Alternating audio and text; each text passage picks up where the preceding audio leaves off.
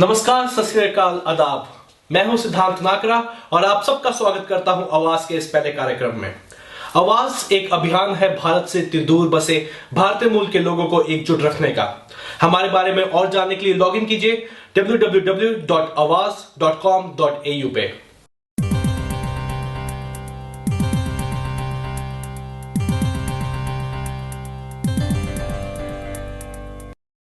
और इसी कार्यक्रम को आगे बढ़ाते हुए हम आपको लिए चलते हैं एपिंग, जहां पे 14 सितंबर को बनाया गया हिंदी दिवस और जहां पे इस शहर के भारतीय मूल के लोगों ने बड़ी मात्रा में शिरकत की। वंदना के इन स्वरों में एक स्वर मेरा मिला लो, एक स्वर मेरा मिला लो। जब हृदय के तार बोले, श्रृंखला के बंध खोले। पूरे हर्षोल्लास के साथ सिडनी में भी बनाया गया हिंदी दिवस। जैसे कि हम सब जानते हैं, 14 सितंबर भारत सरकार के द्वारा हिंदी दिवस घोषित किया गया है और इसी मौके पर भारतीय मूल के कवियों ने एकजुट होकर राष्ट्रभाषा को अपना समर्थन दिया। हम तुम दोनों कई जन्मों से मिल रहे हैं। हम तुम दोनों कई जन्मों से मिल रहे हैं। दो गुल मोहब्बत के दिले सहरा में खिल रहे हैं। चलो पाक बंधन को मिलकर हम दो गांठें और लगा ले, हम दूरियां मिटा ले, नजदीकियां। 14 सितंबर को आधिकारिक रूप से हिंदी दिवस घोषित किया गया था 1949 में और 1950 में इसको आधिकारिक भाषा मान लिया गया।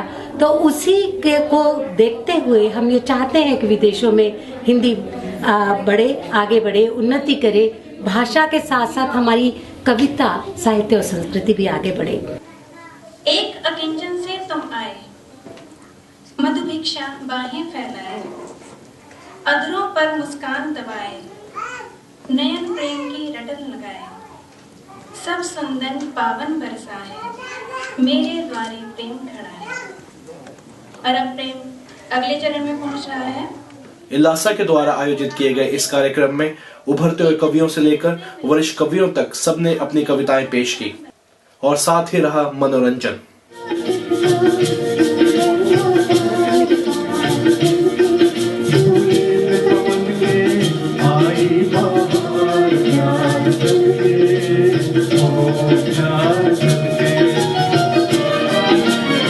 इसी कार्यक्रम में भारतीय सरकार के द्वारा नियुक्त किए गए काउंसलर जनरल भी मौजूद थे और उन्होंने हिंदी भाषा को अपना पूरा समर्थन दिया।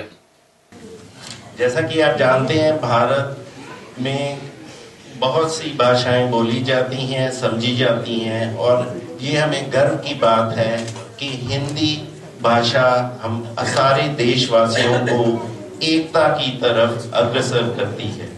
1947 के बाद भारत सरकार ने कई कोशिशें करी कि हिंदी का प्रचार दुनिया में बढ़ाया जा सके और हर साल एक वर्ल्ड हिंदी कॉन्फ्रेंस का आयोजन किया जाता है। अभी तक 9 बार ऐसा किया जा चुका है। आखिरी बार ये सितंबर 2012 में जोहानिसबर्ग में इसका आयोजन हुआ था। सरकार की तरफ से केंद्रीय हिंदी संस्थान है, सेंट्रल हिंदी इंस्टीट्यूट, जो एक नोडल एजेंसी है हिंदी का प्रचार बढ़ाने के लिए। जहाँ पे हिंदी भाषा की बात हो, वहाँ पे अपने वतन का जिक्र क्यों ना आए। जन्मे तुम मेरी धरती पर, पढ़ लिख कर योग्य बने थे तुम, फिर छोड़ मुझे परिवार मित्र, बस चले गए विदेश को तुम। तुमको वहाँ वैभव खूब मिला, फिर मेरी यादें आई क्यों, प्रतिदिन में घायल होती हूँ, मेरी परवाह न करते तुम। और इसी कार्यक्रम में कुछ कवियों ने अपने बचपन के किस्से बयां किए, जहाँ पे मिठास थी हिंदुस्तान की मिट्टी की। मैं एक बच्चा था, उस वक्त मैं एक बच्चा था, अकल से मैं कच्चा था। हमारा घर जलियांवाला बाग के साथ लगती गली में था। हमारा घर जलियांवाला बाग के साथ लगती गली में था। मैं हर शाम जलियांवाला बाग में खेलने जाता था और अपना दिल बहलाता था। उस बाग में उस वक्त एक शहीदी कुआं था। उस वक्त उस बाग में एक शहीदी कुआं था जो आज भी है। शहीदी कुएं के पास ही एक घर की दीवार थी जिस पर गोलियों के निशान उस वक्त भी थे, आज भी है।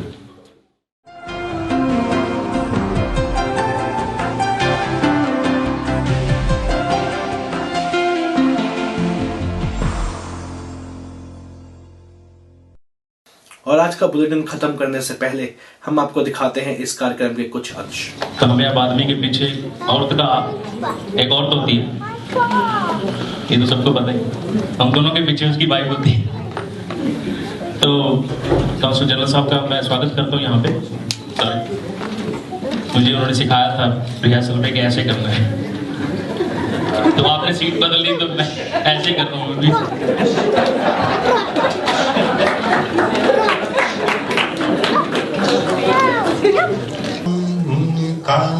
चल जीना जीना उनका चल इस तरह लहरा गया, देखते ही रह गए हम, देखते ही रह गए हम, एक नशा सा छा गया।